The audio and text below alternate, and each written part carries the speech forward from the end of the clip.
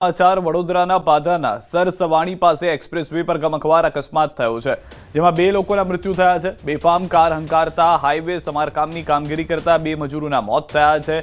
Vadodara Delhi Mumbai express way પર પાદરા સરસવાણી ગામ નજીક ભયાનક અકસ્માત થયો છે। હાઈવે સમારકામની કામગીરી દરમિયાન કારની અડફેટે 2 મજૂરોના મોત થયા છે। કુલ 5 મજૂરો કામ કરતા હતા, જેમાં 3નો બચાવ થઈ ગયો છે।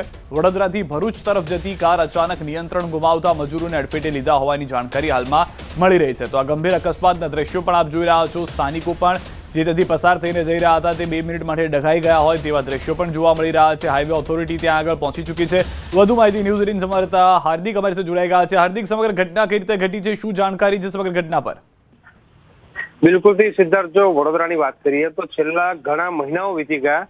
વડોદરા શહેરમાં અને જિલ્લામાં રફતારનો કહેર જે છે તે યથાવત છે અને એનો જીવતો જાગતો પુરાવો જે છે તે પાદરા તાલુકાનું જે સરસવણી ગામ છે ત્યાંથી સામે આવ્યો છે। એક્સપ્રેસ વે પર કામ જે છે તે ચાલી રહ્યું હતું અને ત્યાં મજૂરો જે છે તે કામ કરી રહ્યા હતા। દરમિયાન એક જે 4 વ્હીલર ચાલક છે તે પૂરપાટ ઝડપે આવ્યો હતો અને કુલ 5 જેટલા મજૂરો જે છે તેમને અડફેટે લીધા હતા। એમાં 3 લોકોનો જે છે તે આબાદ બચાવ થયો છે અને 2 મજૂરો જે છે તેમનું જે મોત છે તે નીપજ્યું છે। ત્યારે સમગ્ર મામલે જે પોલીસે અત્યારે તપાસ શરૂ કરી છે અને જો મૃતકોની વાત કરવામાં આવે તો દિલીપ દહિયા અને મનોજ કુમારનો સમાવેશ થાય છે। બંનેનું મોત નીપજ્યું છે, ત્યારે તેમના મૃતદેહ જે છે તે પોસ્ટમોર્ટમ અર્થે ખસેડવામાં આવે છે। પોલીસ દ્વારા સમગ્ર મામલે કાયદેસરની કાર્યવાહી જે છે તે હાથ ધરવામાં આવી છે। સિદ્ધાર્થ, કાર ચાલક ક્યાંનો હતો, ક્યાંથી ગાડી આવી રહી હતી, એ વિશે કોઈ જાણકારી? બિલકુલ સિદ્ધાર્થ, એ અંગે હજી સુધી કોઈ સ્પષ્ટતા થઈ નથી, કારણ કે એક્સપ્રેસ વે હતો અને દિલ્હી મુંબઈ એક્સપ્રેસ વે પર અત્યારે પોલીસ જે છે તે તપાસ કરી રહી છે। સીસીટીવી ફૂટેજ સહિતની જે ચકાસણી છે તે કરવામાં આવી રહી છે।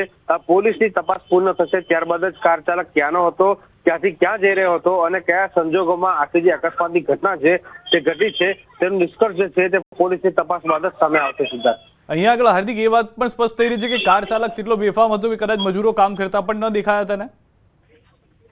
બિલકુલ મેં તમને કીધું પ્રમાણે કે વડોદરા શહેર અને જિલ્લાની વાત કરવામાં આવે તો છેલ્લા ઘણા મહિનાઓ વીતી ગયા, પરંતુ વડોદરા શહેર અને જિલ્લામાં રફતારનો કહેર જે છે તે યથાવત છે અને એ પૈકીનું જ એક આ ઉત્તમ નમૂનો છે। કારણ કે રફતારનો કહેર જે છે તે નબીરાઓ છે તે પોતાના વાહન લઈને નીકળતા હોય છે, પૂરપાટ ઝડપે પોતાના વાહનો હંકારતા હોય છે, ત્યારે જે નિર્દોષ લોકો છે તેઓ જે છે તે તેમનો ભોગ બનતા હોય છે।